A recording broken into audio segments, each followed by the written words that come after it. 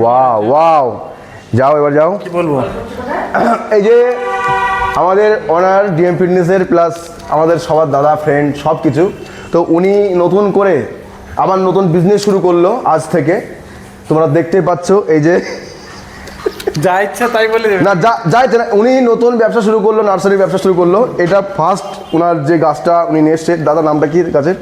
আমি জানি না, যারা চেনো, আমি জানি না, যারা চেনো তারা হয়তো lucky bamboo, lucky bamboo, lucky bamboo, lucky bamboo, lucky bamboo.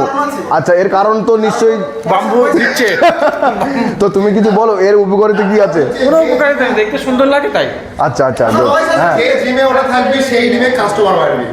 আচ্ছা, যে জিমে আমি শুনলাম আমাদের কাছে, যে জিমে এই গাছটা থাকবে, ও এটা ব্যবসা না তার মানে তোমার? ও মাই গড, এটা আমার পছন্দ শৈলী। ও এটা তোমার পছন্দ?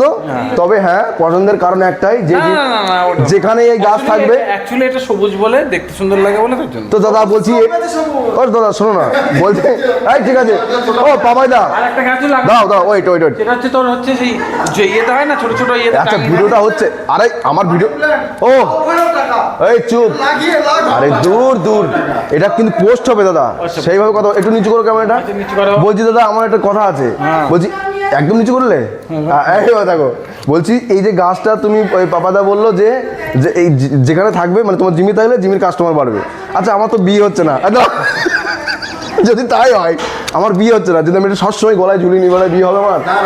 হবে না, শুধু টাকা আসবে। ও টাকা যাচ্ছে, ও টাকা ইনভেস্ট চলে যাচ্ছে, ইনভেস্ট চলে যাচ্ছে, টাকা কি বন্ধ করতে পারবো?